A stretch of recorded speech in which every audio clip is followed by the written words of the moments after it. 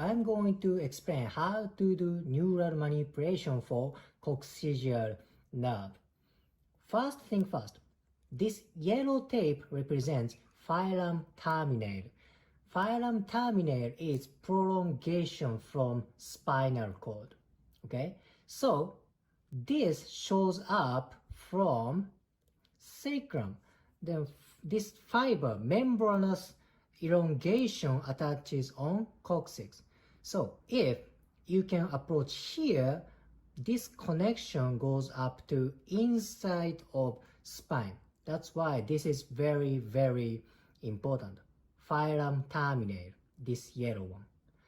This red tape represents coccygeal nerve. This is also important. You know, people oftentimes fall from butt area, right? So shock goes up to coccyx and sacrum. Somebody get fractured on coccyx.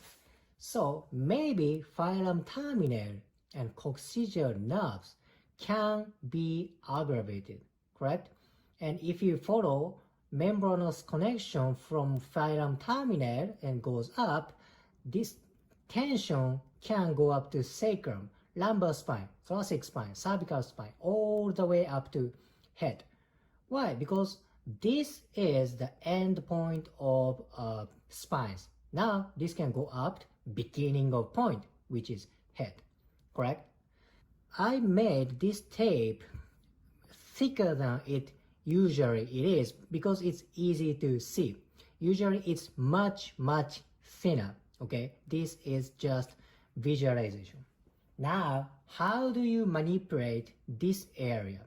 Okay, as you approach to joint between sacrum and coccyx here, now you put tension 3 direction.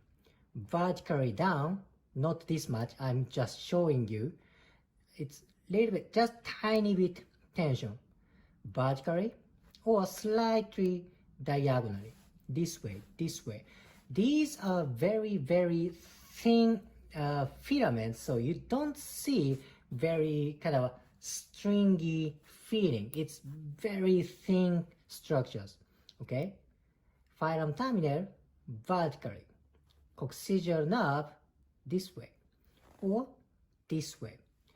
The location you feel the most tension is that you need treatment. Let's say filum terminale got most tension, then you stabilize this finger, the superior part, then you put little bit stimulus, just tiny bit, then little bit off.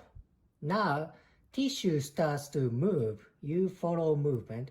If I exaggerate, it may go this way or this way. This is very random movement. You follow wherever tissue moves, but this is very tiny movement.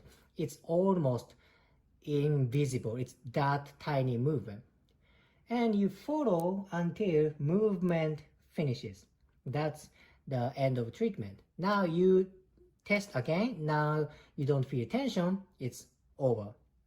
Let's say if you feel most tension on coccygeal nerve this side, same thing. You stabilize this part, then you put traction little bit, tiny bit, little bit off.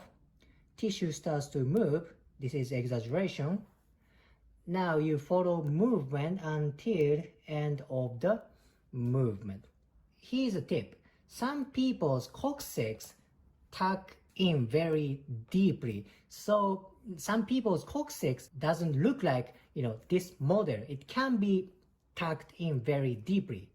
But be careful. This is very sensitive area, so don't go roughly. Be very gentle when you palpate here and when you treat here. In this video, I explained a little bit anatomy of filum terminale and coccygeal nerve. Treating this area is very important. Coccyx is very tiny part, but treatment around this area can affect, let's say, pelvic floor, sacrum, and pelvic movement. This tiny piece is very important for pelvic girdle. If you liked today's video,